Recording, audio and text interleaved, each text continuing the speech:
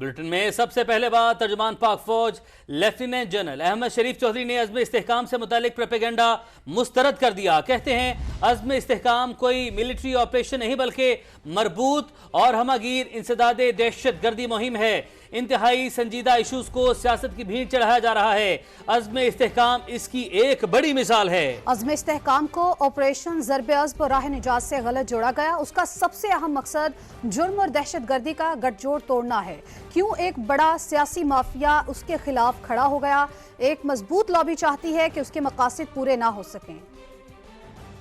इंतहाई संजीदा इशूज़ को भी हम सियासत की भेंट चढ़ा रहे हैं और ये अज़्म इस्तेहकाम उसकी एक आपके सामने मिसाल। अज़्म इस्तेहकाम एक हमगीर, एक मरबूत काउंटर टेररिज्म कैंपेन है and it is not a military operation. इसका जो एक मकसद, बड़ा अहम मकसद है, वो है टेरर का और क्राइम का, दहशत गर्दों का और क्रिमिनल माफिया का जो आपस में नेक्सस है उसको ब्रेक करना। अज़्म इस्तेहकाम के ऊपर बहस, कंफ्यूजन, उसे मुतनाज़ा बनाना क्यों किया गया? क्यों एक बहुत बड़ा माफिया, सियासी माफिया, गैर कानूनी माफिया हर जगह से खड़ा हो गया कि हमने ये काम नहीं होने दिया। There is a very strong lobby जो चाहती है कि ये जो अगराज़ो मकासद हैं अज़्म इस्तेहकाम के, और ये वही अगराज़ो मकासद हैं जो कि रिवाइज नेशनल एक्शन प्लान की और नेशनल एक्शन प्लान के थे, ये ना पूरे। और उसका पहला चाल ये है कि वो चाहता है कि इसको मुतनाज़ बना दें ऑन झूठ, फेक आर्गुमेंट्स। इस साल में हमने 22,409 इंटेलिजेंस बेस्ड ऑपरेशंस किए। 137 हमारे अफसर और जवान शहीद हैं। 398 दहशत गर्दों को हम जहन्नम हासिल कर चुके हैं। 112 ऑपरेशन हम रोजाना की बुनियाद पे कर रहे हैं, जिसको अगर देखा जाए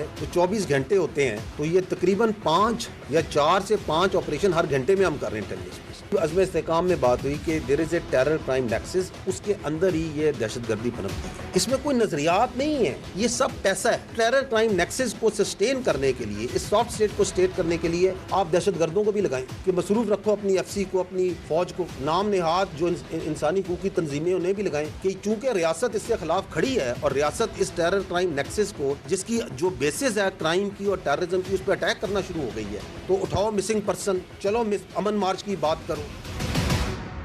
फिजिकल दहशतगर्द बंदूक से दहशतगर्दी करता है। डिजिटल दहशतगर्द का हथियार झूठ और फेक न्यूज़ है। खारजी और डिजिटल दहशतगर्द दोनों का टारगेट फौज है। DGISPR लेफ्टिनेंट जनरल अहमद शरीफ की प्रेस कॉन्फ्रेंस। कहा पाक फौज फिजिकल और डिजिटल दहशतगर्दों के सामने खड़ी है।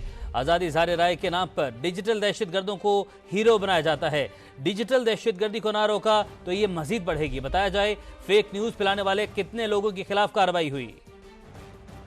सोशल मीडिया पे फौज के खिलाफ और फौज की क़यादत के खिलाफ जो बातचीत हो रही है, ये है डिजिटल दहशतगर्दी। डिजिटल दहशतगर्द का तो कभी कभार पता ही नहीं होता कि ये है कौन। जो खारजी दहशतगर्द है, जो फिजिकली दहशतगर्द कर रहा है, वो भी फौज पे कानून नाफिज करने वालों और अदारों पे अटैक कर रहा है। और जो डिजिटल दहशतगर्द है वो भी फौज के ऊपर, फौज की क़यादत के ऊपर, फौज और अवाम के दरमियान के रिश्ते को कमजोर करने के लिए उस पर अटैक कर रहा है। जो डिजिटल दहशतगर्द है उसको कानून ने रोकना। वो इससे मिल रहा है, इसने से ये कह दिया, कल रात को ये हुआ था, इधर ये मीटिंग हुई थी, पता नहीं क्या कुछ झूठ कहां से क्या फैलाया जाता है। बजाय इसके कि इसके खिलाफ कानून और अदालतें और रेगुलेशन ये आगे बढ़े, इनको मजीद स्पेस दी जाती है। आज़ादी राय के नाम पे उनको हीरो बनाया जाता है। आपके मुल्क में इससे बहुत बड़ा हमला हो रहा है, आपके सामने हो रहा है। We don't stand in front of this digital terrorism through laws, through regulations, through monitoring, through regulation, तो ये multiple effects होगा। Time has come where the whole nation has to stand.